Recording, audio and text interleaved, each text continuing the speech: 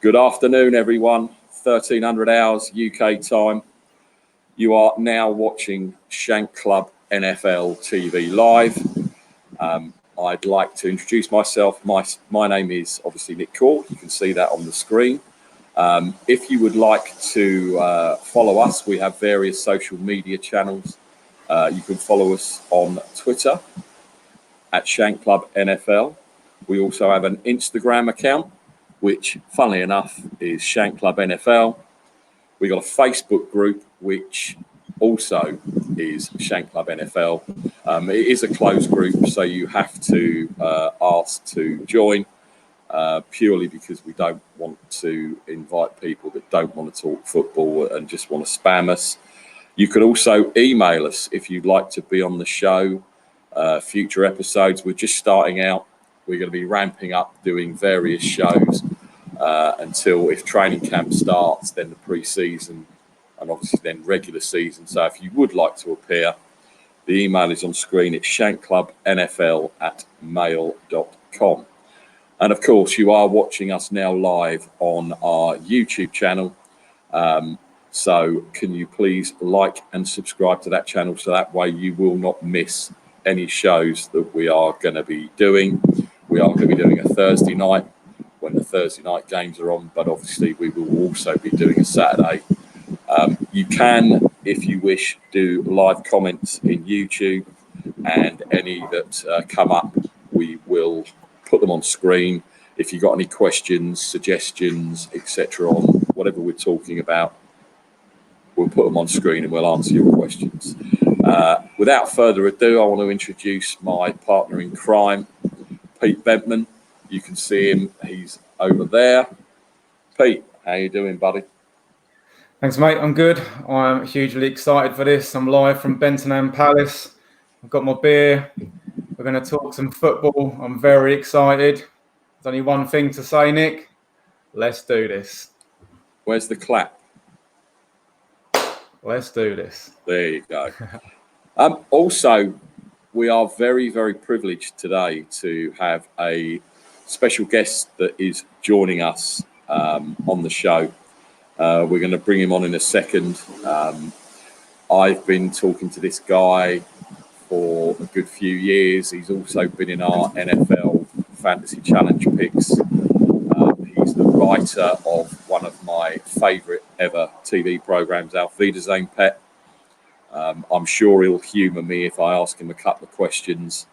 But yeah, without further ado, let's bring him in, Pete. Everybody, welcome along the one, the only, Mr. Stan Hay. Stan, how are you doing? Not so bad. Not so bad. Good to have you on, Stan.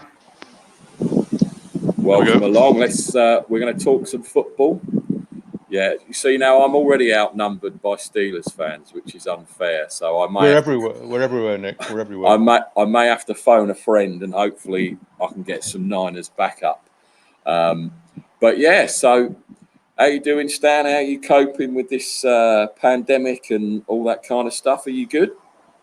Not too bad yet. When I work from home, so it's not so bad being stuck in. My wife got a dose of it early in April.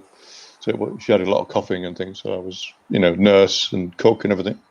And then quarantined again for another 2 weeks. But it's over with now, I hope. But spent most of the time doing the garden, which is why I got the red forehead. It stops there. You weren't going to say anything. You can't notice it, Stan. You're all good. The rest of it is scouse white down there. So, Okay. by and large, Sorry, Stan, go on. No, it's all right. It's just by and large, it's a very distressing experience for people who've lost relatives and things like that, and people who work in the front of it all. It's just you got to be on your guard all the time, really. So can't praise them enough, really. No, I mean it's really, really bad. I mean, I've been furloughed now for, I think this is my 9th week, and yeah, I've become a bit of a devil with the slow cooker. I've been doing a lot of slow cooking and just trying to keep myself busy. Pete, kebab that you made yesterday looked very good, mate. Honestly, that kebab was not as good as the one we had in Lewis in the high street when we were drunk, but it was pretty close. They never made it home, mate, did they? No, sadly not. Right, what we're going to do today, guys, everyone watching, we are going to be speaking about our favourite 3 games that we want to watch this season. Mm-hmm. It's not, I mean, I can pick 3 Niner games. I'm sure Pete and Stan could pick 3 Steeler games, but we thought we would look at the whole of the NFL and just choose what we fancied speaking about. But obviously, Stan's joined us. We tried to get Stan on last week, but he wasn't well when we were talking about predictions for the season. So, Stan, do you want to go through what you think the Steelers are going to do this year? I'm sure Pete will pull up there it is. There's the graphic. So, yeah, just talk us through week by week what you think the Steelers are going to be able to do this year. Yeah. Well, you got a reference last year really because they were 0-3 or 0-3 to start with, and then somewhere in the middle they won 7 out of 8 games, and then they finished with 3 defeats, including to the Jets. They lost to the Jets. Can you believe it? You know. So everything depends on what condition Roethlisberger's in. You know, when he gets back, is he stiff, injured, out of form? You know, can he carry it forward? But I'm assuming everyone's going to be all right, fit. So first of all, the Giants, first game away. I think we should win that. They finished bottom of their division last year, and they're in a post Eli Manning era now. So I mean, the one threat is Barkley. Obviously, they've got to try and bottle up Barkley. Next is Broncos. We're home to Broncos. They're always quite tricky, tight defense, bit aggressive. You know, but I think home advantage will take us through. So that's a win. Home to the Texans. I think we might lose that one because I really rate the quarterback. You know, Deshaun Watson. I think he's fantastic. I mean, he hasn't got Hopkins now, but I think they're a really good side. And it's also it'll be the meeting of the Watt brothers. We've got 2 Watts, and they've got 1. I think. So the 3 brothers might be on the same pitch at one time. You know, that should be quite interesting sibling rivalry actually to see who comes out on top in that game. Yeah. Titans away. You don't know. They stuffed the Ravens last year in the playoffs, and they're a tough team. So I think we might lose that one. You know, the running back Henry is astonishing when he's in form. You know, hard to stop. Eagles. Not sure about the Eagles really. I think we can beat them when we're at home. Browns. We've got a good record against the Browns. I think we should beat them. And then comes the big one, the way at the Ravens, which is I'm going for winning that one, which is unlikely, I know. But my theory is that their crowd expectation might just distract them, and then we can play a cunning game of defense and attack. You know, Cowboys away on the road. Tricky, very tricky because of that indoor stadium. I think it might be. We've got the bye week just before that, and we've got the bye week just before that. So that might just give us the edge. I actually had you winning the bye week, and that's the only game I had you winning in the first 6 weeks. Right, thank you. Having the bye week just going into the Cowboys, I think that will just give us the edge on that Cowboys one. Well, I hope you're right. It depends on them. They could be good, the Cowboys, but they can be rubbish, considering the talent they've got. You know, and, the crowd are very. They blow hot and cold a lot, don't they? Yeah. Sometimes you watch them and they are amazing, and other times you just think, why are they so bad? There's also constant pressure on them from the top, from the owner. You know, they've underachieved for the last few years, and so you can see the way they play. They're nervous and things, but is Amari Cooper still there? And they've signed him up. He's good. Yeah, Amari Cooper's good to go. I do like their receiving core, and as I say, but they are a hot and cold team. They are very flaky, so we'll see with that one. But that's got potential to be a very good game if both teams are actually playing well. But I'm being generous and saying we're going to lose that one. Sporting thing. Bengals. We can't lose to the Bengals, I hope. The number 1 draft quarterback. You know what happens to the number 1 draft quarterbacks? Sometimes they disappear quickly. Yeah. Jaguars. It's Fournette gives us a lot of trouble. one game a few years ago when he got 4 touchdowns. He ran in, you know, so he's a big unit. But I don't think they've actually signed Fournette yet. they haven't kept him on. I don't think so. I haven't seen that they've re-signed him because obviously I think he's in the last year of his deal, so I don't think they've re-signed him yet. All right, good. I think the Jags are going to struggle big time this season, I believe. Well, they're pretty poor form last year and things. You know, there's a lot of upsets and changes. So Ravens at home, I don't know. I think, you know, I think that it's like we got to beat the Ravens once in the season to try and get into the playoffs. You know, like last year, we only lost by 3 points at home, and then they had away the pathetic last game. You know, it's all over by then. You know, so somewhere or other, we've got to be able to beat them.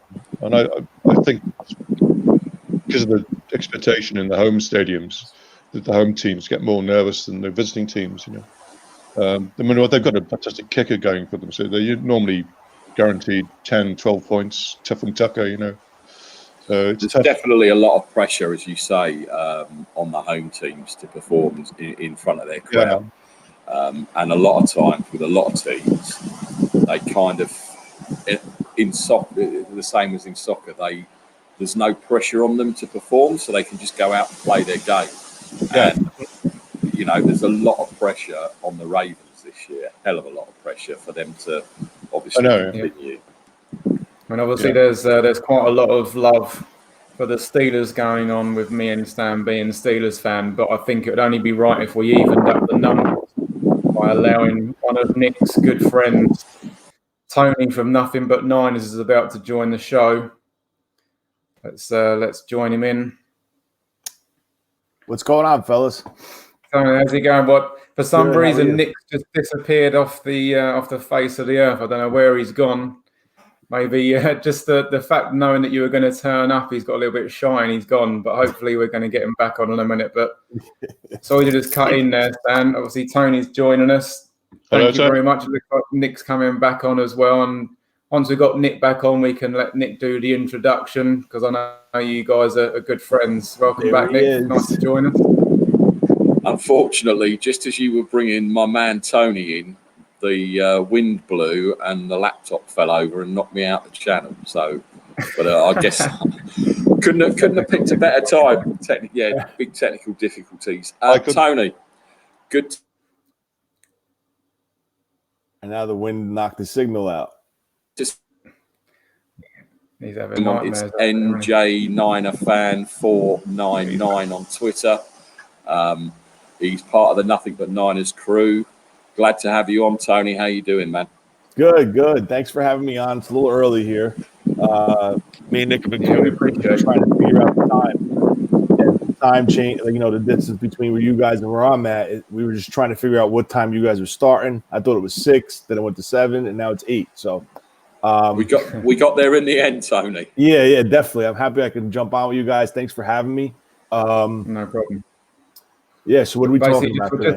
Well, we're having a rundown on basically myself and Stan are Steelers fans, and we weren't able to get Stan on our last show where we were just basically sort of going through the schedule. So we were just getting a brief analysis of what Stan was thinking the Steelers are going to be doing this season with the Steelers schedule up on the screen there. We got to the Ravens game on Thanksgiving, and I guess, Stan, did you want to sort of continue from there, buddy?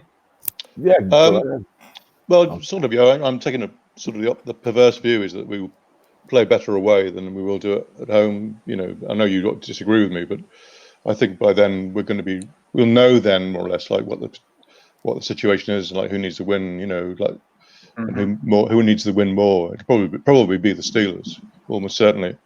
So I would expect that the Ravens might take that one, but we've got the Redskins after that. Should win that. Now my dark horse for the AFC this year is the Bills. We're away to them, so I think we might lose that. We might lose that. That was one of the teams I had the Niners losing to when I did my breakdown. I had them losing to the Bills. I think they are going to be a good team. They are going to fly under the radar. obviously you're up sort of that way, Tony, aren't you? What's your take on the Bills this year? Listen, I think the Bills are in a tough spot right now. They gave this guy Josh Allen, a lot of talent around him. They added Stephon Diggs. They added a couple pieces in the backfield. I think they drafted another wide receiver. I can't remember, but they're kind of putting the pressure on him to win. They added a lot of depth to their defensive line, so that defensive front's going to be aggressive. They're going to have a lot of rotation guys. They're always going to be fresh. Their draft was pretty solid. I like the AJ Espinoza out of Iowa. I think he's going to be a good fit on the outside. They're going to give a lot of chance. I mean, listen, with Brady out of the East now, he left the Patriots, almost to Tampa. That AFC East, it's the Bills are pretty much penciled in for that, in my opinion. Yeah. But you never know. You still have Belichick in New England, so Don't underestimate Belichick. That's for sure. yeah. At your peril. Okay, what's your next one, Stan? Well, I'm going to reverse what happened last season and let them win the last 3 games. We beat the Bengals, I hope, and then I know there might be. I think there's a friend of mine who's a fanatical Colt Stewart. You might be listening, so I quite like the Colts. You've got Phillip Rivers in there now, which is like for 1 year, I think. So which is probably his last chance for a Super Bowl. So you never know. He could be dangerous, but we did beat them last year.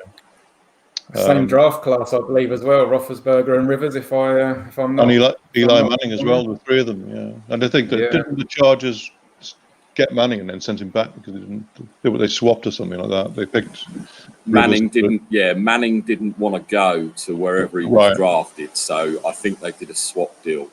There was talk that Joe Burrow was going to do that with the Bungles before the draft this year, but that didn't transpire. And then all of a sudden, he's holding the jersey and saying how wonderful it is to be in Cincinnati, etc. I'm intrigued by the Colts, I must admit. Again, they're going to be a tough team to beat, but you should, if you are still firing and your run game's good and your defense is good. Again, as you say, you could run the table on those last 3 games. It's definitely going to be that last week. Those last 3 games could determine whether you push to the playoffs or not. We'll be going in hot.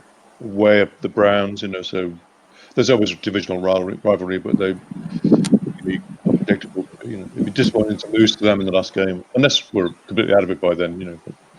I think Baker Mayfield has definitely got a lot to prove this year for the Browns, whether they're going to be any good. All the weapons that he's got, the running game he's got, that defense. Me and Pete spoke about this before. I think he should stop making commercials and actually concentrate on football instead of all the outside interests. Yeah, I did notice this week that I think it might have been ESPN or somebody said that the Steelers have got the second easiest schedule of the season, and the team with the best schedule are the Ravens, the easiest schedule, because we've got 5 playoff teams, and they've got fewer. So I still think we're going to finish runners up to the Ravens, and but if it's going to get a big enough margin, we might should get into the playoffs as a wild card, I think, which is a fair ambition, I think, after last season. Yeah, that's quite interesting. It's a good rundown, Stan. I believe I'm probably pretty much in agreement with you. I do think that the Ravens will probably still come out on top on the AFC North, but I do feel that we'll make the playoffs. And I hope so, yeah. We'll have a bit of a run of it, and I do feel 8-8 last year. I don't think the offense is still going to be great, but I still think the defense is going to be great. So I think that's going to carry us on to maybe 10-11 wins and take us to the playoffs. Yeah, well, I mean, there's that middle chunk last year when the disastrous start and a terrible end, but in the middle, they had a 7-1 record, and they're going all right. Seemed to be when they sort of brought Minka Fitzpatrick into the middle of the defense there, things started to turn around, didn't it? So yeah. Well, I have to take issue with that, and Tony will agree with what I'm just about to say about bringing in that safety. Which 49er was it who put him in a clown suit completely? Was it Kittle? Now, which player are you talking about? Juszczyk? That's right, Juszczyk. That's right. Made him look a fool, I believe. Listen, you can't. He's a phenomenal player. Fitzpatrick's a great player. He can play strong, free safety. He can play the slot. He can play outside. He can play all over your defense. Just can't play Carl Juszczyk. I was at that game too. Just saying, that was pretty wild. That was the home opener, wasn't it? Was it the home opener? Oh, yes, it was. Yeah, it was week 3. Yeah. But he's a good player, though. There's no doubt about it. They gave up a big draft to get him, didn't they? I think so. They had nothing in the first round draft, the Steelers. So if it works out, it'll be worthwhile. If it doesn't, then it's executive mistake. Somewhere in the organization. Right. Okay. So now we are going to move on. Signals are not great nowadays. To slowly coming back. Our favourite 3 games that we are looking forward to seeing. Basically, myself, Stan, and Pete have picked 3 games each. We're going to go round the horn and obviously take comments on what people think of the games that are coming in. So, whose is this first game, Pete? This is my game. So I wanted to go straight in. Obviously, with there not being much sport going on at the moment, anything we can grasp onto. And just for me, the first game of the season would probably be exciting anyway. But the fact that it is a rematch of a divisional playoff from last year, it's the Thursday night game. And for me, this is a potential banana skin for the Kansas City Chiefs. Now, Texans went into Arrowhead last season and beat them on the regular season. The first half of the playoff game was an insane first half, and I do feel that if it wasn't for a couple of bonehead decisions from Bill O'Brien when it comes to kicking a field goal at 4th and 1 and then deciding to do a fake punt in his own, I think like maybe 30-yard line on 4th and 4. I think things could have been a little bit different, but these 2 young quarterbacks, which I think are going to be the next generation of quarterbacks coming through in the NFL. We've seen Deshaun Watson at London, and he impressed me even with people hanging on to him onto his back, trying to bring him down. He was still making passes and plays, and obviously Mahomes, there is really what we can say about the guy. The guy just seems to be next level. But for me, I say it's a potential banana skin. I still think KC will go and win it.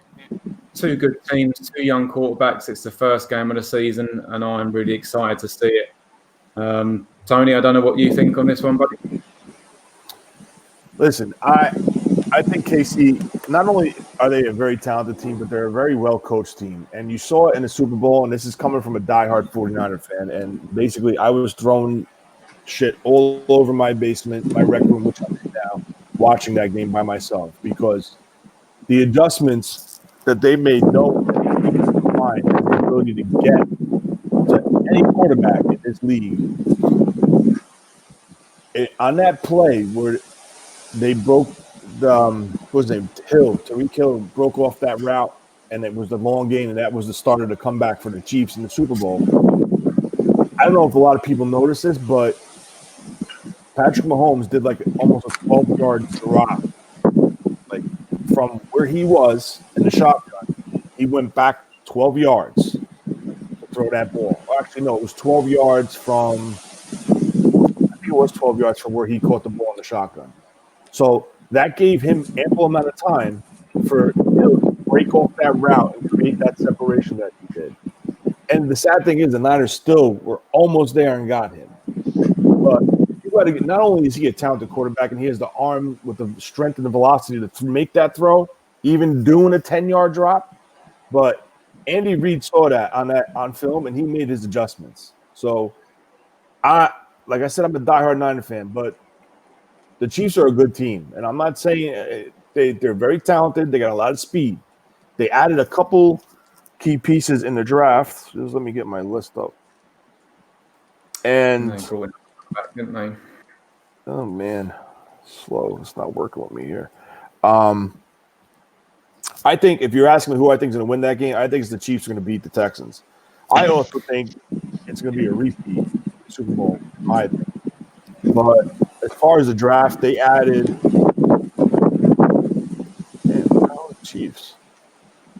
Here we go. They added a running back to the piece, Clay Edwards-Helaire.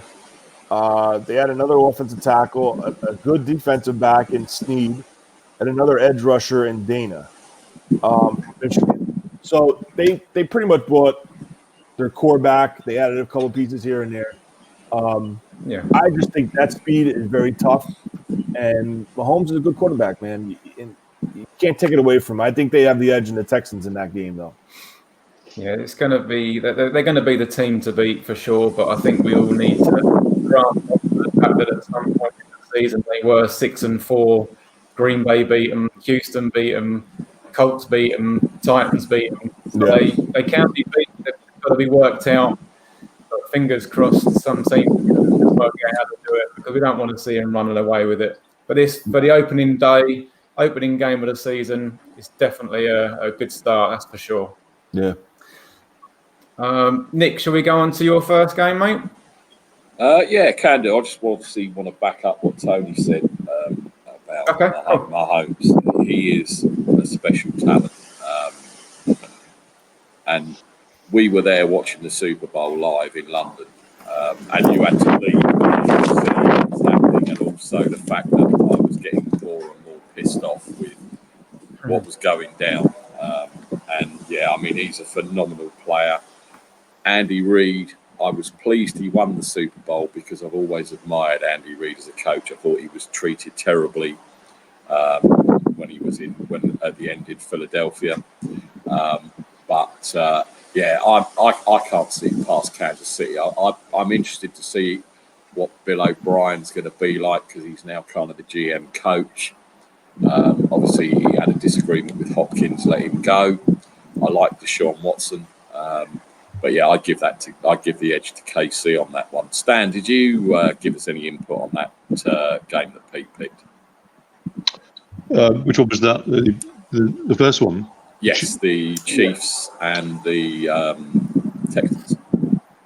I suppose you just got to fancy the Chiefs still, really. I mean, there was something going wrong with the Texans to release DeAndre Hopkins. Because he and Watson had a great relationship.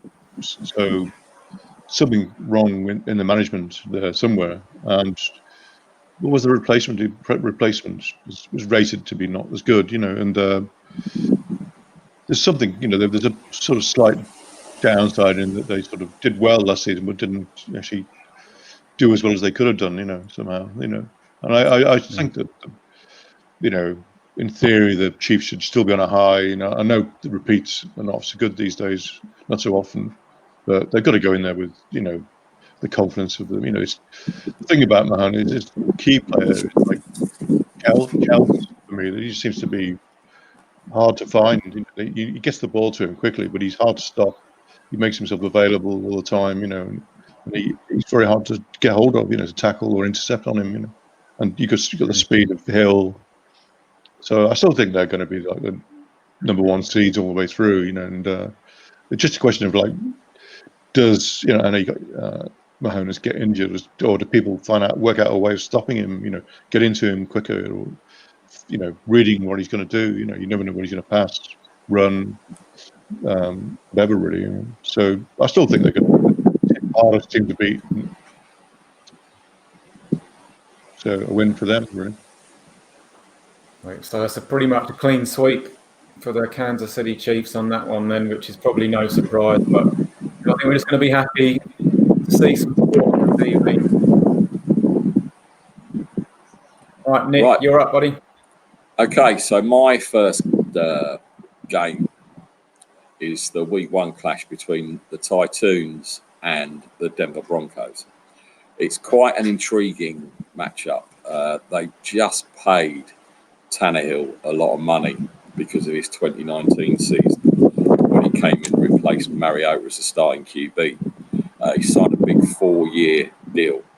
So I'm interested in seeing if he can continue where he left off last year. They obviously lost Conklin on the line, and he was I believe, his blindside protection. So it'll be interesting to see if he can produce how he produced, because in that Ravens game, I think he was throwing bombs and it was all over the place. They've signed Vic Beasley for the defense, which has made them obviously a bit more stout on the edge. Can Derrick Henry still get hot from the get-go? Because he's I've watched a lot of the games last year, and it took him quite a few weeks to all of a sudden warm up. And then I look back at his stats, and he was kind of the same for the past couple of seasons. So I think they really need to make sure that run game is going straight away. From the Denver side, they cut Joe Flacco, and our friend Drew Lock is now the starting QB. I think he won the final 5 games of last year and showed flashes of how good he was at Missouri with our buddy Cale Garrett. They've drafted Albert O, who, and I'm not even going to attempt his second name, I just call him Albert O, from Missouri, a tight end. I know the Niners were looking at him. Unfortunately, injuries plagued his last couple of seasons at Mizzou. Pressure is definitely on Elway to make sure that QB situation is sorted, because he's hit and miss on so many draft picks. Also, I liked the fact that they've added Melvin Gordon to the running back room to help take some of the load off of Philip Lindsay, who I think got the most rushing yards in his rookie season. And also they've added AJ Boye to the secondary. The Denver Broncos are my sleeper pick this year. I think they could, if they can keep Drew Lock upright and keep that running game going, I think they're going to shock a few people. So yeah, I would go Denver at home in that game. What do you think, Tony? I agree with a lot what you're saying. I think it's going to be a very good game. I like Tennessee. I like what they bring to the table. Their defense it flies around. They did lose Logan Ryan, I believe, as one of their corners. So I don't know if they replaced him yet, but I know you mentioned Conklin they moved on from him. But again, listen, there's a target now on this guy's back, the running back. Oh man, what the hell is his name? Henry? Yeah, there's a target on this guy's back. Teams are going to be locking in to stop him. Tannehill just got paid a lot of money, so the pressure's on him now. But over to the Denver side, I just want to say something. This team, they added so much to their offense. I got to be honest with you. They added Judy. They added Hamlin, 2 speed guys. And they had the big possession wide receiver in Sutton still. They had Noah Fant, who's a speed tight end. They added the guy from Missouri. I'm not going to even try that name. So, Albert Ogojogo or whatever it's called. Albert. They added Albert as another weapon. So now you got to ask yourself, okay, what is going on with this Denver's offense? Does Locke have to take the next step? Does the offensive line need to come together and play better to protect him? I like Fangio. I'm kind of pulling for Denver because I love Fangio. I'm a Fangio guy. But as far as teams that added to their roster, I mean, Denver did a lot draft-wise. A lot of speed, man. And Melvin Gordon, I think you're going to see Melvin Gordon take the lead as the running back for that offense, and then they're going to sprinkle in Lindsey. But yeah, I mean, this is going to be a really good game. And as of right now, I'm pulling for Denver, but it all depends how Tennessee comes out. Yeah, I agree with a lot of that as well, Tony. Stan, what are your thoughts? Well, it's the same sort of thing. The Titans, in theory, should continue where they left off if they can. It's all to do with the psychology of the team. Do they feel disappointed that they didn't go further? They pulled off some great results. They were slow to start, but if they can actually gear themselves again and say, "Look, we are genuine Super Bowl contenders," then they might go right from the get-go and say, "Right, let's win these games. Let's not just go out there and see what happens." They have the armory and the weaponry to do it. you know. So I'd go with them. You know, they're sort of they're they're a strange bunch, you know, because it's sort of not a backwater, but people don't pay enough attention to this. They come and they suddenly sneak into form, you know, and then and they seem quite a formidable physical team as well, you know. So they can spring a surprise anytime, really. So I'd back them really too. Especially I think they're at home, aren't they, on that one? Yeah, are they at home? Yeah.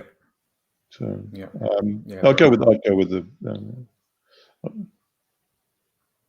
because they beat the Patriots, didn't they? Playoffs. Tennessee did, yeah, absolutely. Yeah, I mean they sort of. I mean that wasn't just Henry; it was just the whole lot of them. You know, when they get it together, they're physically strong team. I've always been like, you know, afraid of them basically, what they might do. You know, some teams you think they're not going to do anything, but the Titans have always got that capacity to sort of produce a result. You know, what they do afterwards, I don't know. You know, that's a one-off. You know. No, I mean, to be honest, it's not two teams I know a great deal about myself, but I watched them film back on the Titans after my buddy Cal Garrett got picked up after the draft to go there. So I went back and watched them tape, and I was quite impressed by their run in the playoffs. They did well, obviously, against the Patriots, the Ravens, and I thought they were a little bit unlucky against Kansas. I thought they possibly could have done. They really could have had them on another day. I was impressed by them.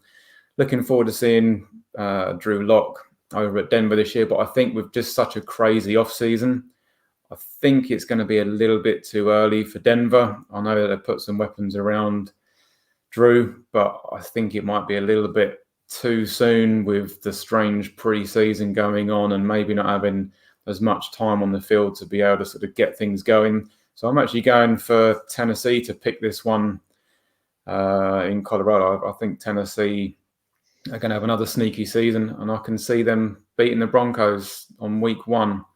It looks like we're having a bit of a problem again. Nick's disappeared again, so hopefully he'll be able to come back on. But at least the sound's a little bit better because he's wind from his gardens, not on his microphone. But hopefully we'll be able to get him back soon. It's not from his garden. It's not from his garden. It's the hot air he blows.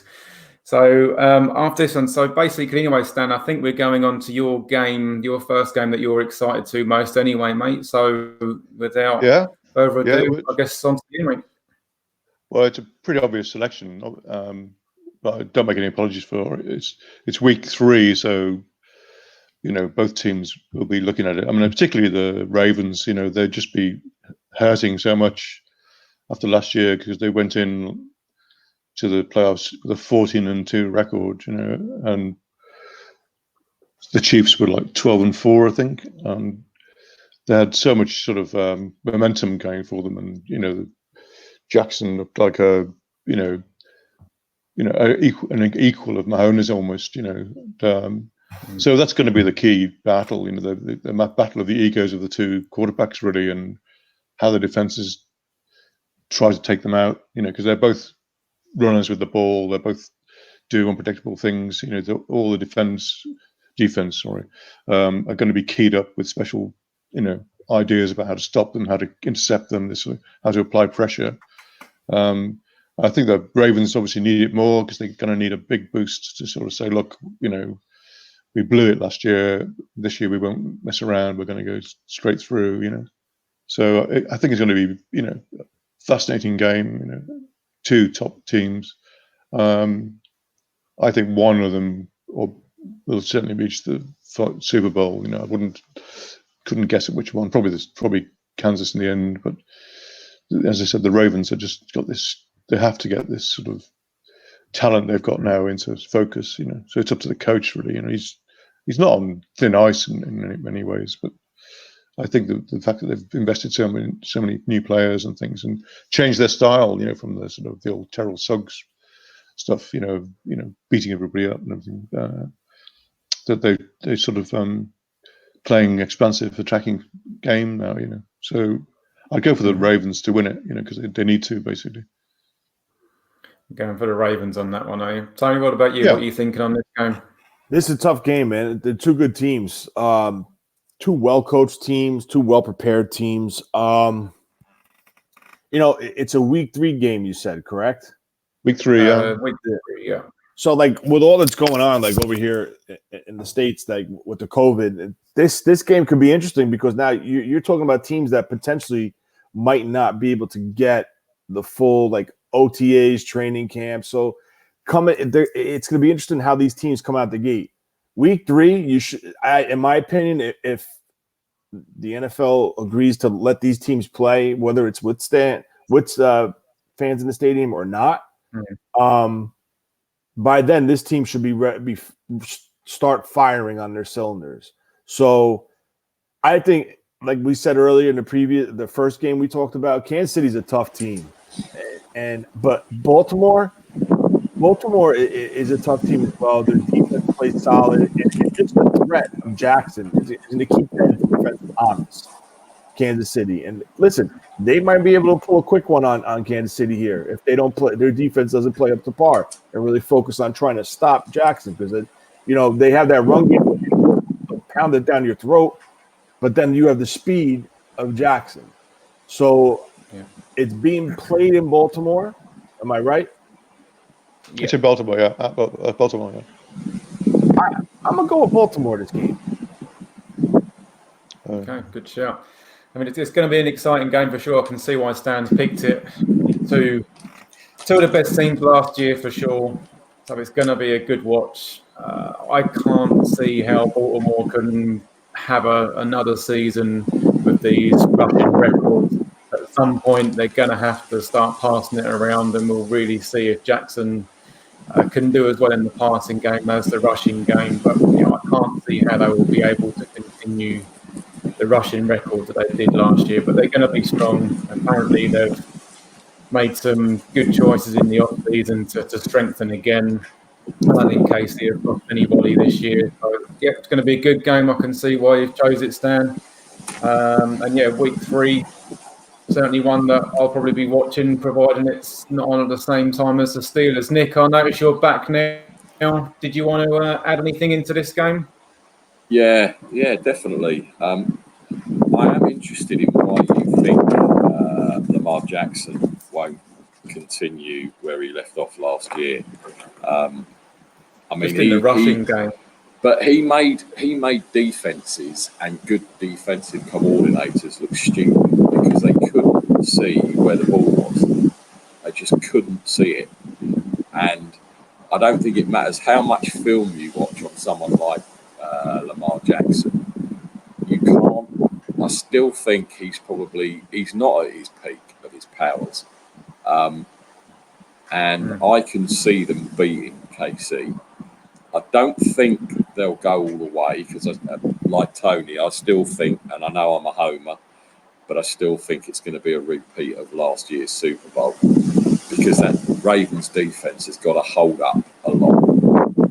And that's their Achilles heel, I think. And they got shown up in the playoffs last year by the Titans. But I'm just interested why you think people are going to work out Jackson when you don't know where the ball. You can't. If you watch some of the RPOs and stuff he does, you don't even know where the ball. I'm watching it thinking, now where's the ball? And then all of a sudden he pops up and he's got 60 yards and a touchdown. And everyone's gone one way and he's gone the other. At some point, we've seen it with these players before. At some point, the franchise will want to protect their quarterback. And I just feel that they don't want them running around taking tackles because pretty much, these guys are basically the whole team. The QBs mean so much. And at some point, they have to try and tame them and not make them run as many plays with the ball just to purely protect them. So that is pretty much my number one factor is why I feel that they will probably try and not run the ball with him quite so much. Don't get me wrong, I'm with you, Nick. It is mesmerising sometimes and it's good to watch, but fingers crossed they don't do it. Tony, if you were the GM coach of the Ravens, would you be protecting him, or would you be saying, go out and do your thing and win us, take us to the dance and win it? What do you think? Wow. A lot of pressure. Not putting you on the spot or anything. Listen, you drafted him for a reason. His skill set, his ability to create plays, his speed, chippiness. You have to let. I mean, if you're invested in this and it's proved that defenses are having a very hard time in doing this, but on the other hand, you don't want to risk injury to him and potentially losing him for an extended amount of time. What I would do if I was like involved with the Ravens, coach, whatever, I would try to make him become more efficient as a passer. Let him throw the ball, let him use his play action, and then when the time needs it, use his skill set, his strengths at that time. Like I would go in every game that say, listen, if your first read, like what the Niners did with Captain, if your first read is not there, you run. It took literally, what was it, 7, 8 games that had film on him when Alex Smith went down, and everybody figured out in that second season when Harbaugh tried to make him a passer, his offense was a one-read offense. Actually, I'm sorry, it was a 2-read offense. It was a high-low read. If the high was there, he would take the high. If the low was there, he would take the low. If not, he ran. So Harbaugh split the field in half, and he would focus on that one side. So what I'm trying to say is I would be smart about it. I would try to make him into a better pocket quarterback, let him throw the ball. But listen, when the game's on the line, you got to let him run. You got to let him do his thing and what got you to this point. So that's the way I would do it. Good points, well made. Good points, well made. That's why I got you on here, Tone, because you are the voice of reason. We're free schmucks, and you know what you're talking about. Listen, I'm sure you hear my kids screaming in the background, so I don't know how much longer I'm going to be on here. Somebody's trying to appreciate your time. Nick, somebody's trying to steal your car. Is there a car alarm going on? Yeah, in the distance, it's not my car. They can have my car, it's not a problem. Good. It's a company vehicle, so they can take it. Right, going on to my second game that I'm looking forward to most, guys. Now, I appreciate that these guys are going to be playing each other twice, but the first time they meet, it is in week 1. And again, for me, I just think it's a wacky off-season with what's going on at the moment with COVID. And I'm pretty sure that both of these teams aren't really, maybe not so much the Saints in the first game. I think the Saints will be ready to good to go, but I think Tampa Bay are going to take a little while before they start firing on all cylinders. And for me, this is in week 9. I think by then Tampa's offense will be rolling, which is what everybody's really interested to see down at Tampa this year. And to see Brady and Breeze duking it out this year, I mean, just looking, so Drew Brees, Tom Brady are the 1 and 2 for the NFL all-time passing touchdown and passing yards in career. So they're probably going to be back and forward throughout the season with passing touchdowns. And it's just going to be good fun to watch. And I think come week 9, everyone's going to want to watch this game because it's going to be an absolute gunfest. And with all the weapons around Brady, I mean, we saw what Jameis Winston done with their offense last year. And he put up some numbers, all right, he put up some offense numbers when it comes to him. But he got some serious yardage out of the weapons he had around him. And to think that Brady's going to be getting that along with Gronk, it could be insane. It could go off big time down in Tampa, but I think it's going to take a little while. So I think this game, week 9, this is when we're going to start seeing the true Tampa. And I'm excited to see it. Would you reckon, Nick? Yeah, you see, we've had this conversation, and it's all well and good saying about Winston last season and Goodwin and Mike Evans and the running game, etc. But I think this year is going to be totally different for the Bucs because I think one of the reasons that Brady went there, apart from obviously a payday and the sun always shines, and there's a pirate ship, I think it's going to be his offense. I really do. I don't think you're going to see the explosive plays that you saw last year, where Winston is.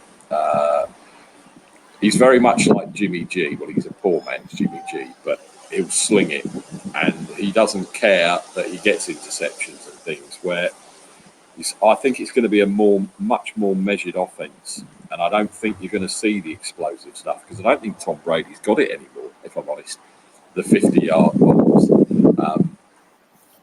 I can't see past New Orleans.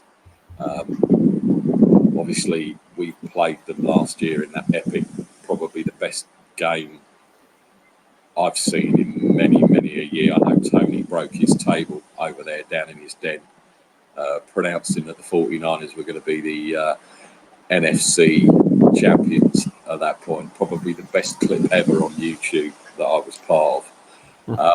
We got a live message from Barry Evans. Go Tampa! Obviously switching allegiance from Wales there to go to Tampa. I can't see past New Orleans. I just think they've got such a much better team. They got a good defense. They definitely show up on offense. Drew Brees will get that ball out within 2 seconds. I was listening to or watching Nothing But Niners, which Tony was on a couple of nights ago, and Mike was saying that the only reason the Niners won is because they knocked out the tight end before we could have us scoring 2 touchdowns. And I kind of agree with him, but they are such a good team. And yes, we did get a lucky break, but you know, I just think it's all smoke and mirrors with Tampa this year. I can't buy into the hype at all. What do you think, Tony? All right, here's what I think, and then I got to jump off after this because my son's going crazy. But listen, I'll definitely come on with you guys again, no problem. Yeah, please do, Tony. Real quick You're always welcome. On this game right here, okay, let's look at what Tampa Bay did. They added Brady, they added they've got the big names here. It's all about Tampa. Well, let's ask what was the problem with Jameis Winston? He was under pressure, and that's why he was making those dumb throws. So now you're putting an older quarterback who's nowhere near as mobile as Jameis Winston behind that same offensive line. I understand they added Tristan Wirfs in the draft. He is a talented player, but he's a rookie. So now you flip-flop it, and let's go to the Saints defense. The Saints defense is very good. Cameron Jordan's a beast off the edge. They added another guy interior. I don't have my paperwork in front of me, but they added a couple pieces to this defense. Their linebacking core is solid. So now when you put all this together, it shows me that I think the Saints are gonna go all over to Tampa in this game. I don't care what week it is. It's just the matchup point of view, like the matchup aspect of this. I understand Bruce Arians is a great coach. He's going to try to get Brady the ball out of Brady's hands quick. I understand it. But you're talking that now you got to factor in the Saints offense. They did add Emmanuel Sanders from the 49ers, which gives Drew Brees another weapon. Versus their defense, I don't think Tampa adjusted much on their defense. So now that's why I'm going heavy. Not heavy. I'm favoring the Saints in this matchup because I think Sean Payton's offense versus Todd Bowles' defense, I think he is the defensive coordinator there, if I'm correct. That's correct. Yes, he is. I just think there's too many weapons on the New Orleans side. There really is. And also, guess who's backing up Drew Brees? Jameis Winston. So I like New Orleans. I like New Orleans in that game to beat Tampa. I understand it's week 9. I understand it's Brady and Gronk. But it just comes down to the fact that, yeah, they added that tackle, but for other players. I understand they signed Jensen from Baltimore a year or two ago, and, you know, he made his impact. I think they invested, but they didn't invest it in the other spots that also needed help. They were blind. They went after the big names. They certainly have. Well, they've got to fill that stadium, haven't they, Tony? Anyway, Tony, I know you got to go. I can see your kid is losing in the background. I really appreciate you joining us this morning. Come say hi. Bring him on. Yeah, bring him on. Yeah, come on. Let's say. Oh, there he is. Say hi. Hey. Say hi. What's up, buddy? Hey. Say hi. Don't be shy. You want to go on the camera now? You don't want to talk. Get out of here. Hey, get out of here. Tony, I really appreciate this hour that you've come in. Definitely. as I say, we'll have to do it again. It might fit when we do our Thursday night hits during the regular season.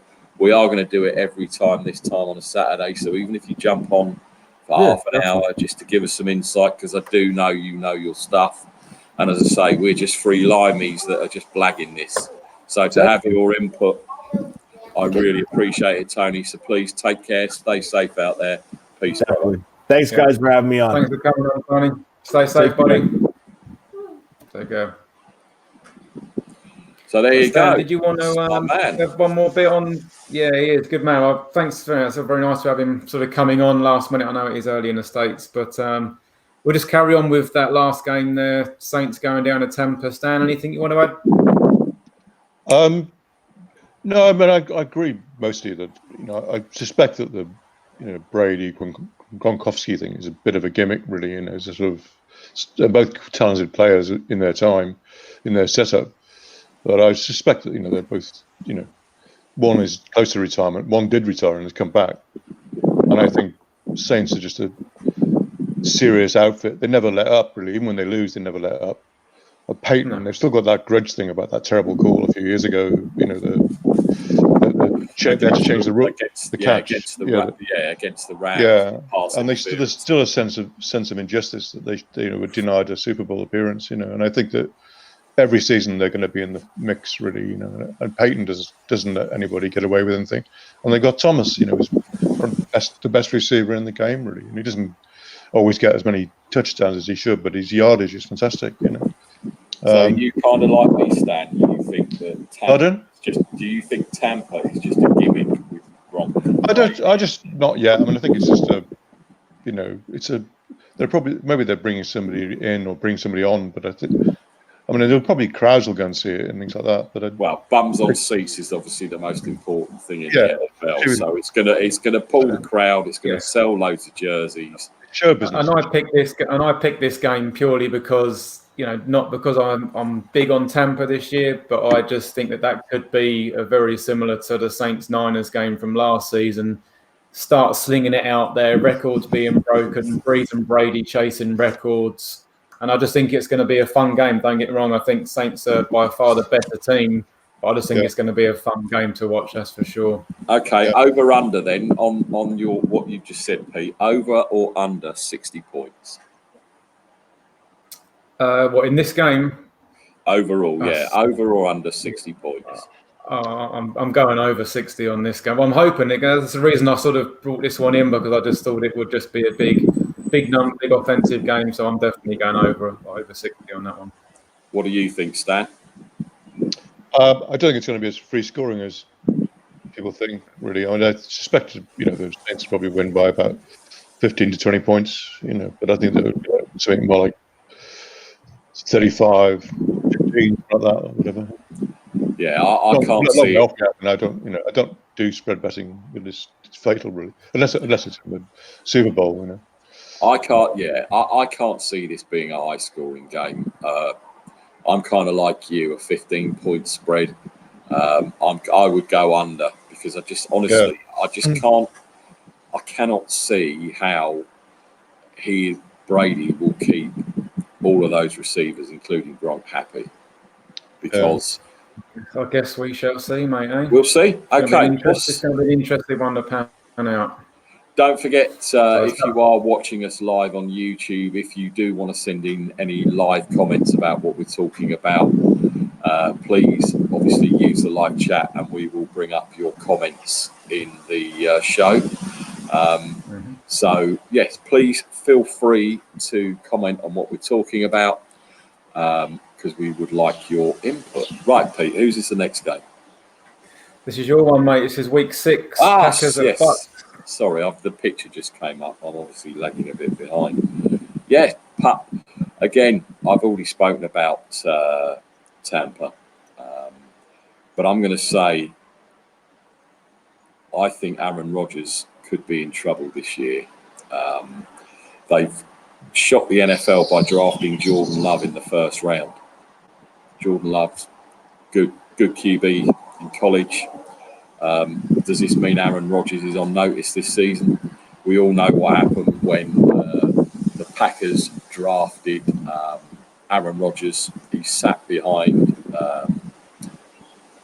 Brett Favre for a couple of seasons, and then basically they binned off Favre, who wasn't still, I mean, he wasn't on the decline at the time. They just felt they needed a change. Is it going to be the same with Aaron Rodgers this season? Is he going to need to perform? Are they going to then look at it in the off-season, cut him, and obviously develop the new quarterback?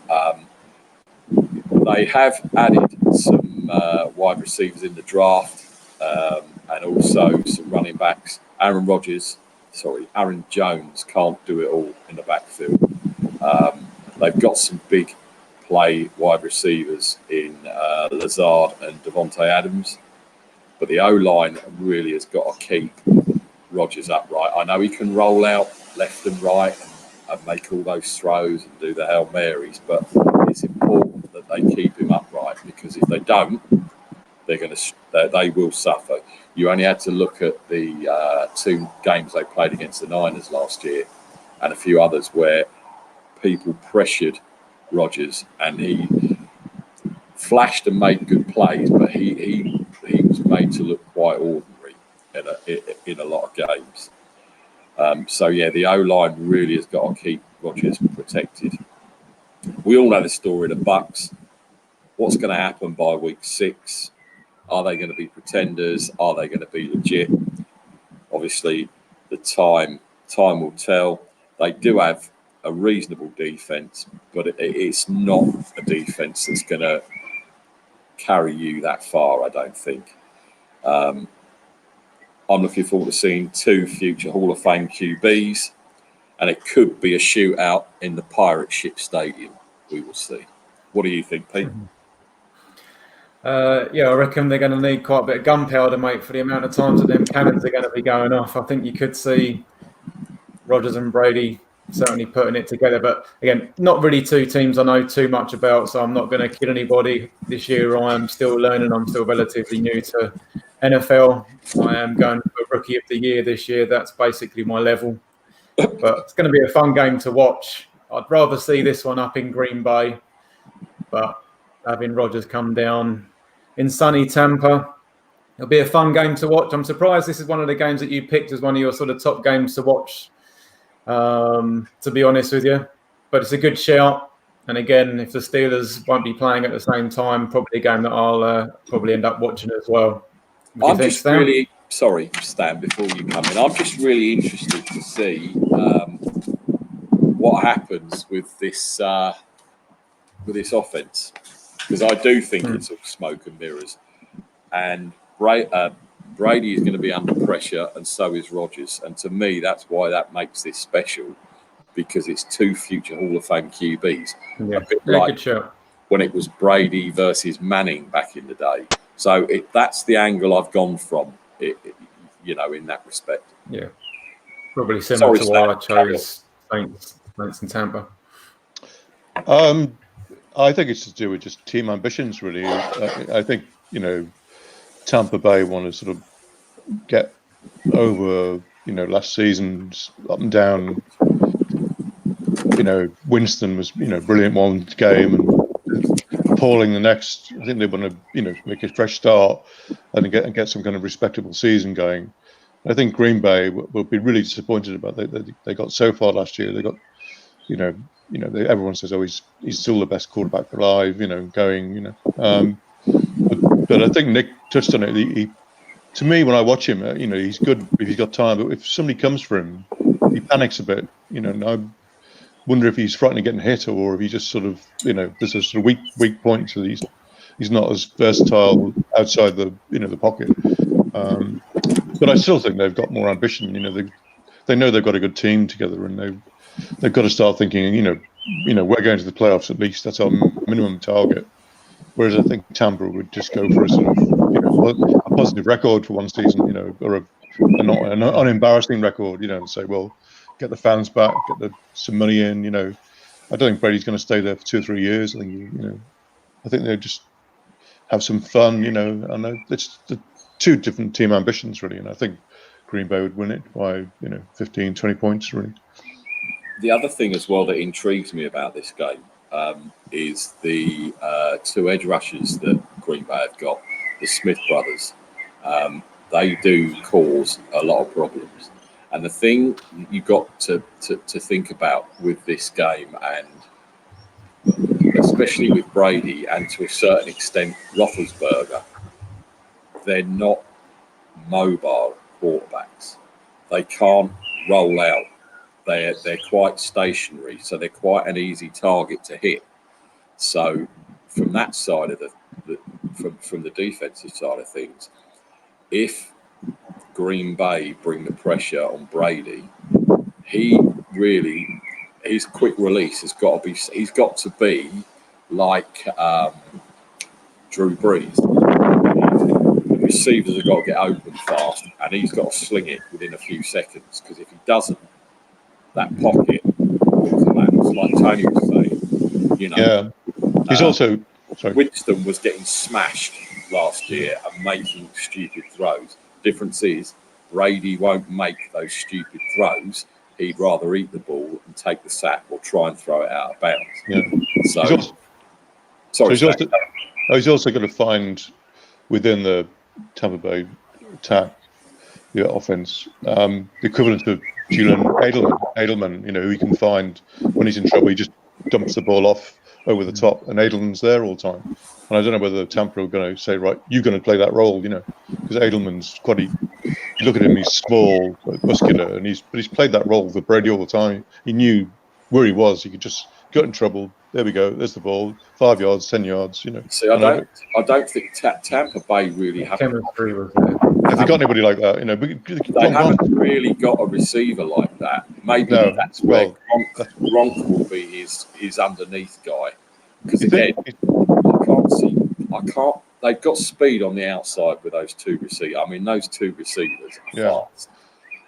And you want somebody just to drop the ball off, Exactly. It's not like you're looking at Mahomes with Tyreek Hill, where once he's thrown that ball within 2 seconds, it might go 40 yards, and Hill's already beaten the secondary and caught the ball and gone.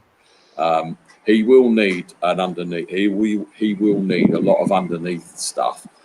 But I can't see that Evans and Goodwin will be those kind of players. I just don't. They are speed on the outside, and they're fast. They've both got really, really good hands.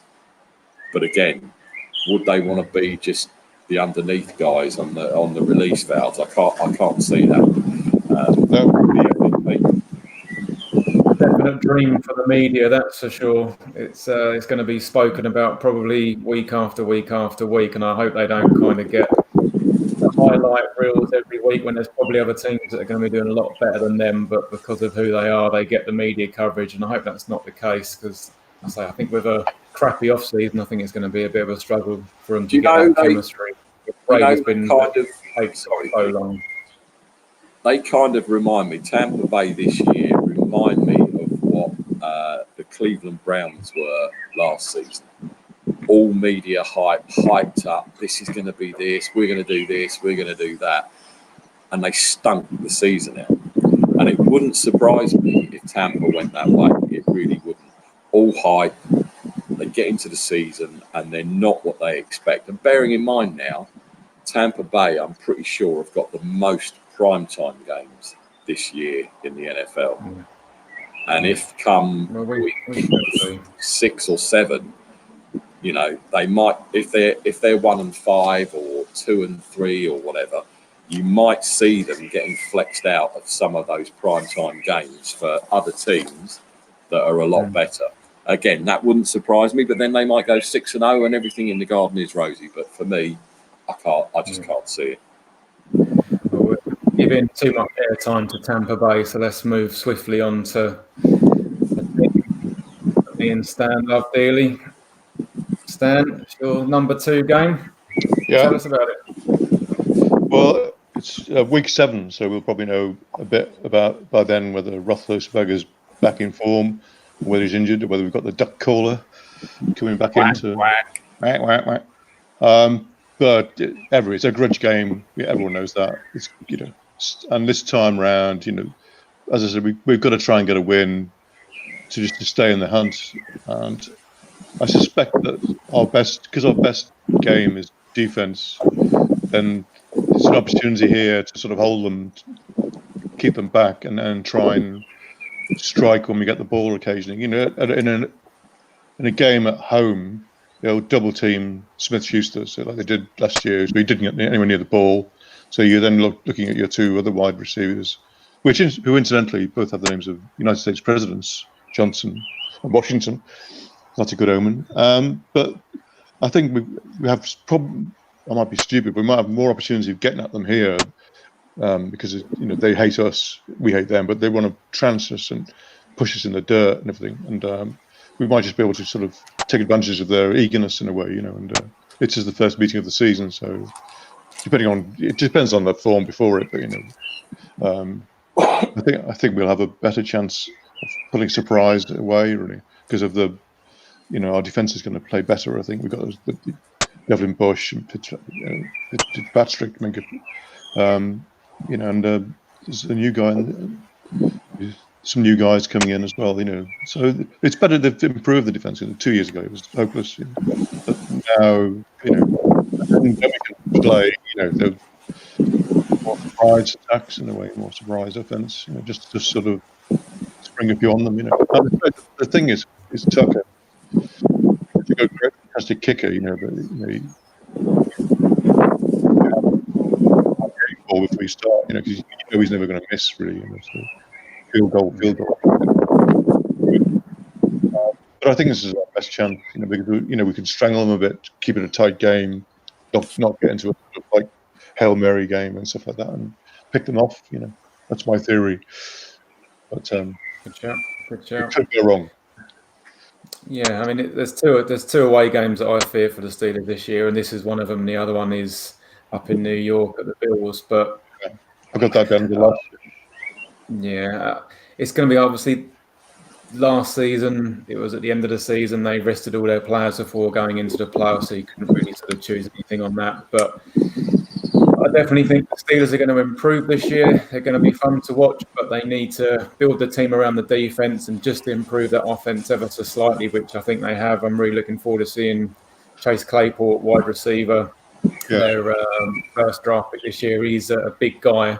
And yeah, with all the weapons around them, I think it's going to be a much better season. But I still think the Ravens are going to have the edge on this game. Unfortunately, I think I'm going to be watching it a bit like this. I'm going to hate watching this game, and I think the Ravens will take it. But I think the Steelers will be heading in the right direction. I don't think by any means they'll be embarrassing themselves, but a definite good pick, Stan. I'm looking forward to this one very much. Nick? Well, it's an ongoing rivalry. They're probably low-scoring games, unless one of them. The last game of the season, we were out of it. As you said, it was a nothing game really, and we sort of, they had injuries and God knows what else, and I think we might still have been in with a small chance of a playoff. It's horrible to watch. The last frantic 5 minutes trying to get back in front, and every time we made a mistake and everything, so we've got to be more organised and more professional and just say, right, this is our serious rivals. We've got to beat them. It's great when you hear the media talking about the steel curtain coming back to Pittsburgh. So they're obviously big on the Steelers defense. Yeah, it's no surprise because they kept us in the season last year. Nick, I'm not too sure if you can see Stan or you can hear him, mate, but I've lost him my end, so I'm not too sure whether the connection's on or not. But no, I've still got Stan. Stan, can you still hear me? Yes, I can. Yes, yeah. We need a lot of birds as well. Why do birds suddenly appear? No, sorry.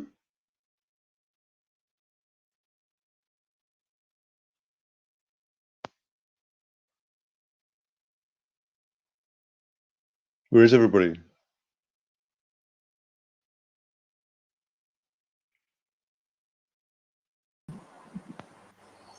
Right. Hello, Nick. There you go. And I think Pete's dropped out. That was Pete's time. Yeah. I was holding the show myself, really, there, so I said nothing.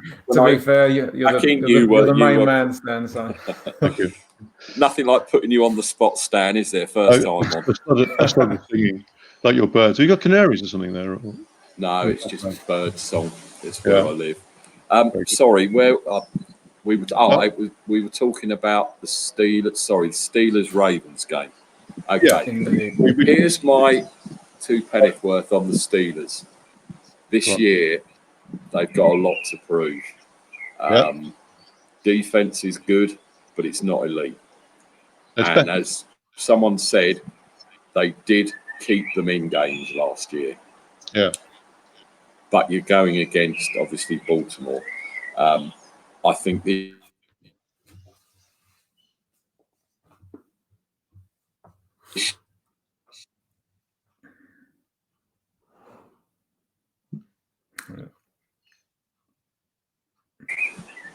Oh, are we back? Yep. Right, sorry, it all went blank. Nobody knows if Roethlisberger's going to be able to throw. Is James Conner made of glass? Because, of course, he had concussion issues last year and went missing for 4 or 5 games at the end of the season. I'm not convinced he is the real deal. He's no Jerome Bettis, that's for sure. Smith-Schuster's another one.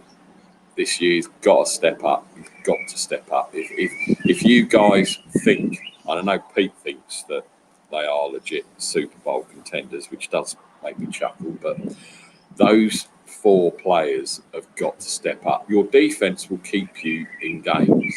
They're not elite, but they will keep you in games. Yeah. My trouble with you guys is definitely on the offensive side of the ball, and those 4 players have got to prove they either got it or still got what it takes to carry them forward. And to me, I can't see it. Roethlisberger, as we said with Brett, he's a statue. You come against a hard defense like Baltimore, and Baltimore have got speed on the edge. They've got great linebackers. They've got good secondary. Are the line going to be able to protect him? Because they don't forget last year, and forget it was Duck Hodges or Rudolph the Red-Nosed Reindeer at QB. They were getting smashed, and they are more mobile than what Roethlisberger is. He's got the arm. Well, he did have the arm. We've still got to see if he has this year. And they were getting killed behind that line. A bit like Tampa with Brady this year. It's very, very similar. And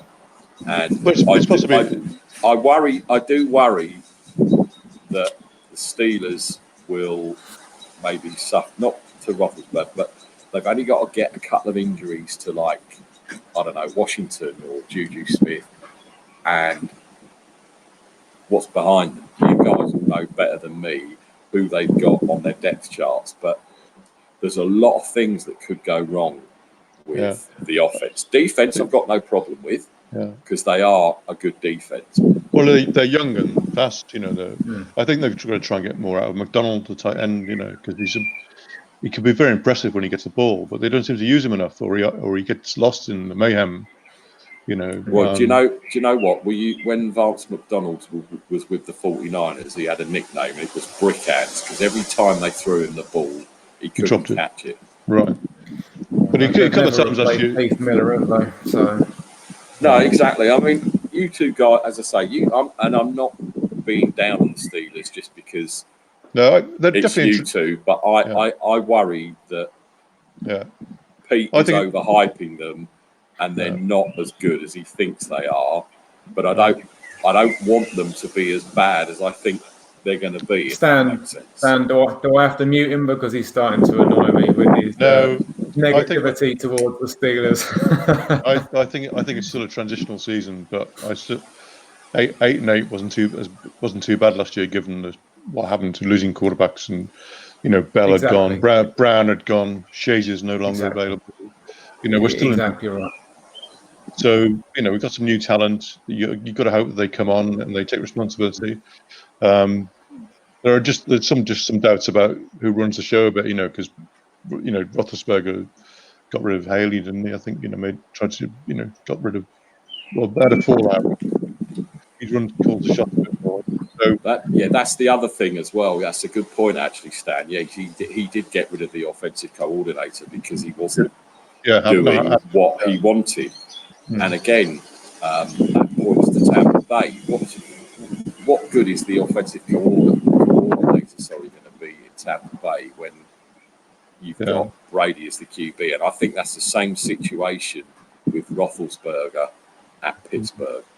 He wants to be the main man and wants to call his plays. And if he doesn't like what's been put in his headset, he wants to audible out of that when he sees what the defense is doing. And that's what happened a lot with Todd Haley. And of course, Todd Haley then got the hook and he was gone. But as I say, it's a good game on paper, but I can see the Ravens by 20, 21 points. It's a good game on paper. But one for me that was just that next level was the return match on Thanksgiving. This is my last game I'm going to talk about now, guys. I am big on the Steelers this year. I'm excited to see them. I had goosebump moments when I saw social media footage of Big Ben finally making some throws, getting the beard and hair trimmed. I still think as far as the actual coaches are concerned, I don't think they're that concerned about the reconstructive surgery. I think he's going to be able to throw fine, but it's what Nick was saying. It's just whether the guy in front of him will give him that time to start using the new weapons that he's got there with Claypool. I think Connor is a decent running back. Unfortunately, there's not much behind him. So we're going to need to sort of have him sort of running the whole season. But for me, this game was so close last year, and the MVP, Lamar Jackson, didn't think had a great game in Heinz Field. Mason Rudolph got knocked out during the game. Duck Hodges came in, and they still only just beat us in overtime. So I'm concerned about the game in Baltimore. I'm not concerned about this game in Pittsburgh. I'm really excited about it. Again, Thanksgiving is going to be a late night for me and Stan to stay up and watch it 1:20 Friday morning English time. It's going to be well planned up for, and it's going to be great. Obviously, Stan, you have the game. Obviously, this one here on Thanksgiving. I know you're going to be excited about it. Any more to sort of add? No, I just feel that we've got a better chance away when there's less pressure, and being away suits our defense more. Whereas being at home, the crowd will be begging us to beat them, and which is what the Ravens will plan for, which is sort of interceptions, get in on Roethlisberger, stop the run, stop the passes, that sort of thing, and then try and get the crowd to shut up. Basically, that's what I feel that sort of we can do there, and then I think they might do it to us. I agree, but it's really, the Ravens are either going to be. If they don't win it this year, then they are going to fall apart. And I still think we're a long way off Super Bowl, or even a playoffs. I mean, our ambition this year is to get playoffs. And then the last time we won it, we were wild cards, I think, started at number 6 seeds. Once you're in, you never know what can happen. But you want to see some progression, really, and see how some of the younger players they've got, both in offense and defense, can knit together. So I'm optimistic, but not wildly, carried away. I'm getting a bit more carried away than you. I'm a bit more positive, possibly, but maybe that's just me being excited because there's not a lot of sport on at the minute, and I'm just clutching at anything. Yeah. Do you need to add anything more on there, Nick? And obviously just mentioned us about on the previous game. Should we move on to your next one, or is there anything more you want to add on to Ravens? I've got to add on to something when you're talking about Ravens and Steelers, and the only sort of abiding thing I can think about this game is you two guys sat up, you watching your curved TV in your lounge at 3:00 in the morning with your head in your hands crying, and Stan in the spare room with his laptop on the ironing board to get a good signal with his head in his hands, because again, I can't see past the Ravens. Sorry, even at the 57 Variety Stadium. I'm gonna ring you at 3 in the morning, Nick. I look forward to that. bring you up to say. I can guarantee he'll be up because he'll be WhatsApping me. Do you know what? You. Now I know you two are definitely going to watch it. Of course I'm going to be up. I'll get up in the middle of the night just so I can start sending you text messages. Of course, yeah. Me and Stan will be eating turkey that night. That's for sure. Well, you look like a couple of turkeys after they get beaten. That's for sure. Talking of turkeys, is your game here, Nick? Right. Now, anyone who knows me will know I'm a diehard 49ers fan. And every year this game, these series of games worry me the most. It's like a Liverpool-Everton game. It's like an Arsenal-Tottenham game. It's like a Brighton-Crystal Palace game. I feel sick in the build-up to these games because it just gets me that fired up when I watch these games. This year, the Niners traded DeForest Buckner for a first-round pick in the draft, and hopefully have got his replacement, Kindle, who again has been quite high coming out of college. They also gained an extra draft pick and got Brandon Ayuk, which again was from Arizona State and comes highly recommended. We also upgraded on the offensive lineman. Joe Staley retired, and we got Trent Williams in a trade with the Washington Redskins, and he is an upgrade. And that was our biggest issue, was protecting Jimmy G's blind side. And so we've upgraded on that. I'm really, really intrigued by the Seahawks every year because they go into the draft. Everybody knows they need offensive linemen because Wilson, and he is. I hate him. I really hate Russell Wilson, but he is a great QB. But they never do anything to try and protect him, be it in free agency, be it in the draft. And yet again, they ignored the O-line in the draft. They did draft a couple of interior linemen, I think, or maybe a guard and tackle, but in the very late rounds, and who knows if they're going to work out. They took linebackers and edge in the draft. They haven't signed Clowney yet. He's still a free agent. So that defense becomes quite light without him. I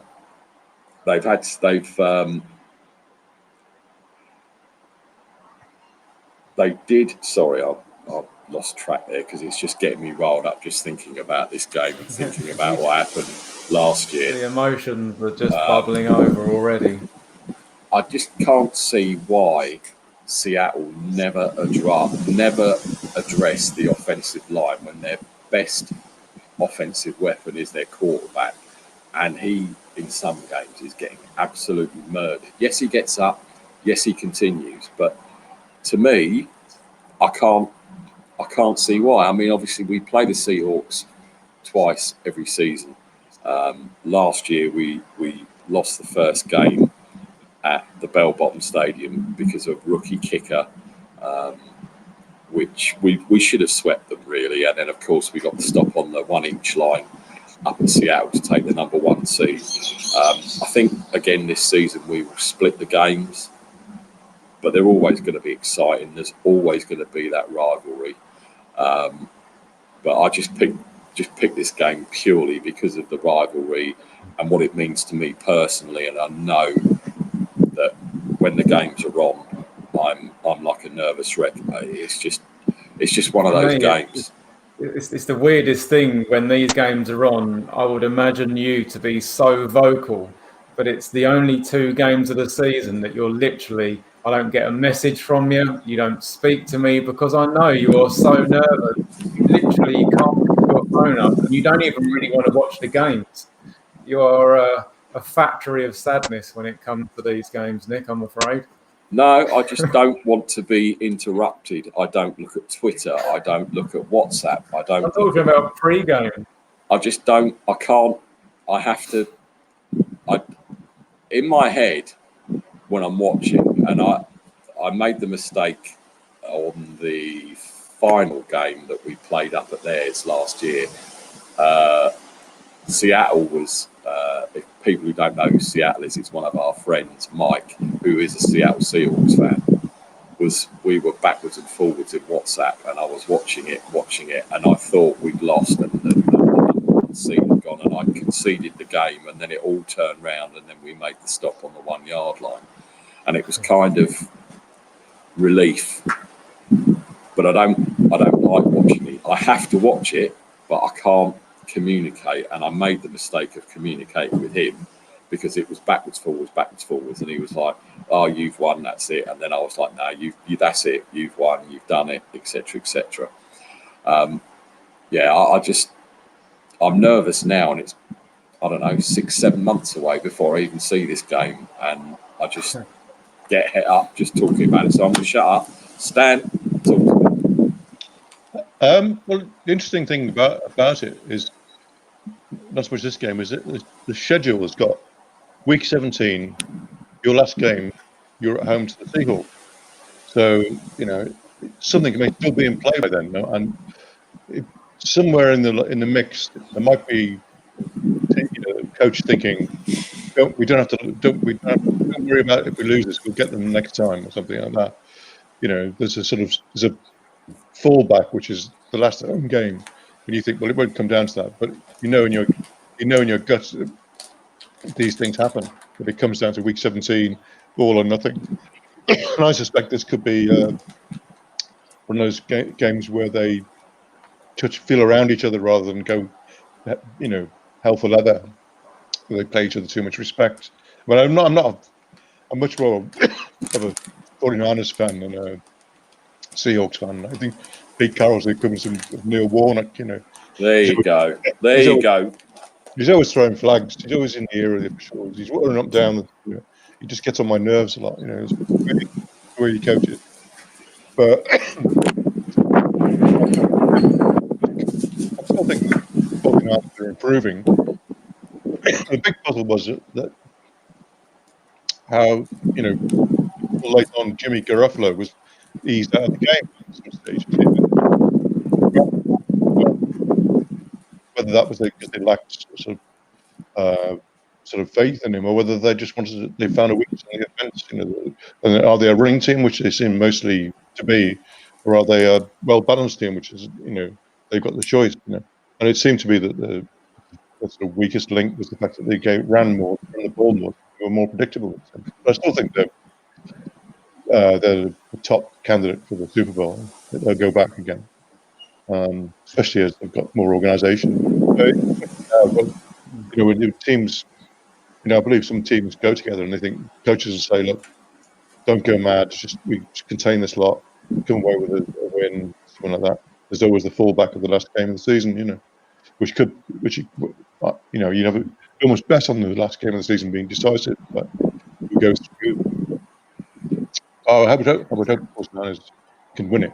They're good on the road. I might be mistaken here, Nick, but obviously I'm pretty sure Seattle today have signed Carlos Hyde as well. Am I right in thinking he was a Niners either a season or two ago? He was a Niners running back, which didn't fit the scheme when Kyle Shanahan came in. So basically, they binned him off to the Texans. Well, in fact, he went to the Browns, didn't make it there. Then he went to the Texans, and I think he had a good season last season, but again, wasn't enough to keep him. So for me, Carlos Hyde is all about scheme. He didn't fit the Niners. So again, why sign a running back when you've got a couple of good running backs there already, but you haven't got a very good? I can't. And I agree with Stan what he said about Pete. I can't stand Pete Carroll. I cannot stand him. Even if he was a coach for another team, I can't stand him because he's a smug. And I don't like. And he is the Neil Warnock of American football for sure. But yeah, so that's my thoughts. What do you think, Pete? Yeah, like I said, mate, the only reason I look forward to this game is because I know I'm going to get peace and quiet from you. So that is pretty much the only thing I can say. I do think the Niners will probably be there or thereabouts in a tough division. Arizona are definitely going to improve, but annoyingly, the Niners will be back up there again.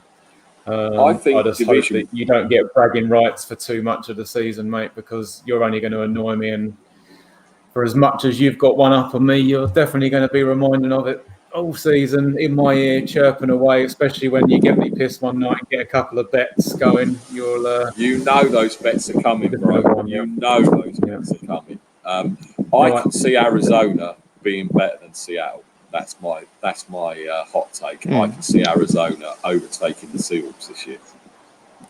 We can certainly talk about that another time. But we're moving on now to the final game. It's Stan's last game. Stan, over to you. Well, it's interesting that they've rescheduled the game of the season and put it back again. It's 94 points in this fixture last year, in this game last year, and obviously they're hoping for something similar. It was a game of best game for many seasons. I think it's like the obvious one is the heavyweight boxer thing. It was a slug out. Was it 48-46, wasn't it? The finish, and you didn't know who was going to win. Either way, he kept coming back, slog. It was fantastic to watch. Whether they can actually repeat it. I mean, the NFL, commissioner would think, this is one of our marquee matches. It's going to pack it in. It's going to be a points fest. But sometimes these things backfire. But I still think it's going to be, because the nature of the teams. That, as I said before, the Saints strike me as being one of the toughest teams around. They just don't want to give up. Irrespective of how good or bad they are, they always try hard.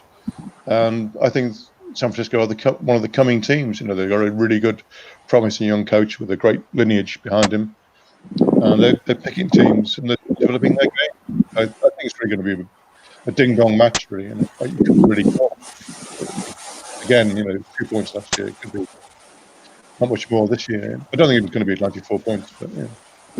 Well, if it's anything like last year's, we'll definitely be in for an absolute treat. Nick, I'm sure you want to pipe up with something on this game. My blood pressure's only just come down from that game. It was one of the best, probably, in my top 5 games I've ever witnessed. It was amazing. As you say, from an NFL point of view, from the TV point of view, this has got classic written all over it. Will it live up to what it did last season? I don't know. But I've got us winning this game. We've been in the dome and we beat them. And again, I think we can do it again. Would I be surprised if we lost? Not really. I don't think it's going to be a blowout for either side. I think it'll be a close contested game. But again, it's going to be quite pivotal in the NFC shake-up. And of course, we all know my man George Kittle carried 4 players on his back to set us up for the winning field goal. And as you can see, obviously, we got a picture there. And if you've seen that play and seen what he did, it just shows the fight of the team last year. And I think we still carry that fight this season.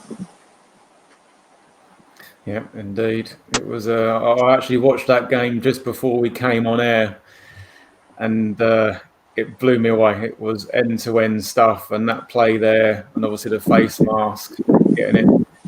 And obviously with the walk-off field goal, it was a very good game. And yeah, if we can get anything like that again, I can see why it was on Stan's list. It was a brilliant game, and much to look forward to, fellas, for a new season. And that also was we're quite excited here. And that was a 4th down play. Where it was. Well, he tried to do the same play literally just before, didn't they? Yeah. And he missed it, and then that happened, and then of course you get the face mask at the 15 yards, and that took us in field goal range. A couple of runs, field goal. Also, Pete, I don't know. Obviously, we finished with the fixtures now. I don't know if you want to talk about our NFL challenge that we're going to be doing and what we're going to be giving away. As a prize. I mean, if anybody has continued to watch this for 1 hour, 40 minutes, I've got to tip my hat and say thank you very much for staying tuned but we are still getting this channel off the ground. This is our first proper live show. But come week 1, it's going to be a little bit more regimented. We're not going to be sort of padding it out quite so much as what we are now. But we'll be talking about all the fixtures in probably not quite so much detail. We're also going to be doing the NFL Challenge. Now, I know Stan has joined us a couple of times. It's basically a Sky Sports fantasy dumbed down version for us Brits to be able to play without getting too confused. But it's good fun. It's all standard throughout the season. So we'll be doing little sessions talking about the NFL Challenge, bigging up the people that have been doing well in the league. We'll have our own mini league. There'll be a prize to the competition winner. We'll be doing bold predictions and picks, but I say we're just finding our feet on this channel, and we're hoping it's going to grow. We're hoping it's going to be fun for us to do as much as it is fun for people watching. Stan, I've got to say thank you very much for joining us. That's all right. Can I just say? Can I just say when we do the league, I'm going to? Is it possible? Can I change the name of my team? No, I like the name of your team, Stan. I didn't pick it. No, I'm going to go with. You know what I'm going to go with? Alfidestein Jets. That's what I've got to go with. That switch it. That's actually that you saying that. I've let you go, Stan, for an hour and 41 minutes without asking you an Alfidestein pet question. And you're not getting away without answering just one. Right. When the lads are in the manor and Wayne puts on the video of the party at Kenny Ames's mansion. Yeah. And obviously Arthur Tiger Pringle appears. Yeah. Was that a live reaction, or was that from them watching it? Did they know that was coming on, or was that all spontaneity when they saw him in that video? Well, they probably would. All the scripts were rehearsed beforehand. There would be a read-through before each show, so they knew what their parts were and what the story was. I don't remember. I don't think they would have played it as a sort of surprise thing. On them. I think it was just good acting and just good timing. Because I set it up with Wayne being in the doghouse and then getting the thing called a stud, and it was actually Black Beauty something, and then pulling it. They found a tape, and then just this kind of thing pops up, but it links the sort of crime story and of Kenny, so it links through to the Cowboys episode. That's right. A bird kiwi draped all over Arthur Tiger Pringle. That was one of those Sun girls, wasn't it? Jill somebody? Jill Johnson. Yeah, that's one. Yes, yeah. Not that I've seen the episode 50 times or anything. It surprises me when I see it how raunchy it was, really. Because I wrote it and said, some sort of girls floating around and then just. Pete is now frantically trying to find that episode on YouTube or something to watch afterwards. Now, you said there's loads of girls draped all over the place. Yeah. Am I right in thinking, Stan, you said that you can still check out some of the shows on the Drama Channel? Is that what you were saying yesterday? Is that correct? Yeah, I think they're showing them in an order now. They're on to series 3, I think. But they actually download individual episodes to watch. I don't know whether they charge you or not. I'm sure they do, but it's have a try. So you can say like, well, series. They give you the episode titles.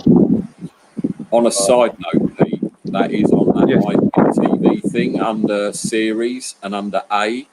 So if you go on to our IPTV thing, they have got all of the series on there. And as I say, Stan wrote 2 in season 1 and 3 in season 2. Is that right? Or 4? 4. Yeah. Well, definitely out of respect for him spending time with us today, I'll definitely be going on there at some point over the weekend and checking out some of his work. And I hope anybody watching this goes and does the same. Please do, because it is genius. Well, thank you. I told you the last rota I got through the entire writing from New Zealand was £4.86. So. Yeah, and you spent it on your Steelers top by the looks of things. This is a present. This is a present. A gift. He looks very dashing in that fleece today. It looks very good. Definitely. Right, guys, I think it's time. Oh, we've got a comment coming in. Thank you, Steve. Yeah, I just wanted to obviously mention there to my buddy Stephen. He's over in Pennsylvania. He's been clearly watching the show. So, Steve, thank you very much for taking time out on a Saturday morning over in Pennsylvania to watch us. I know he's been working very hard during the week to try and find cures and that for the coronavirus. So, very much appreciate the work that he is doing. Dr. Steve. Well, Dr. Steve, aka Captain Steve for me, That's because yeah. And just before we go as well, I know Barry's been watching the show and he wants to make one last comment as well for Stan. So thank you, Barry. Mr. Hay, sounds like I'm about to be arrested. Hey, that's very formal, isn't it? Arrested. Yeah. You're nicked. But any more comments we can get on the show, be much appreciated because it's nice to see what people are thinking back home. But again, guys, it's been very much fun today to spend a Saturday afternoon with you talking football with friends. So again, hopefully we can do it again soon. Hope everybody can stay safe and enjoy the bank holiday weekend. Or Labour weekend. Is it Labour or Memorial weekend in the States? It's one of the two. Labor Day. Labor Day on Monday. So yeah, anyone that's Labor Days in America is Monday. Right. Before the season starts, Labor Day is when people go back to work. Awesome. This is with the old Whitson, isn't it? Something like that. Thanks for joining us, Stan. I really appreciate it. Thank you for asking me. It's been an honour to have you on the show. Sorry. I'm a fanboy, I've got to say that. Pete will be a fanboy once he's watched it, but okay. Anybody that hasn't seen Auf Wiedersehen Pet, please check it out. You'll see my man Stan Hay come up in the credits at the beginning. We really appreciate you, Stan. Thanks for coming on. Everyone, thanks for watching, and we will catch you again soon. Take care. Okay. Thanks very much for inviting me. Thank you. Thank you. No problem. See you guys.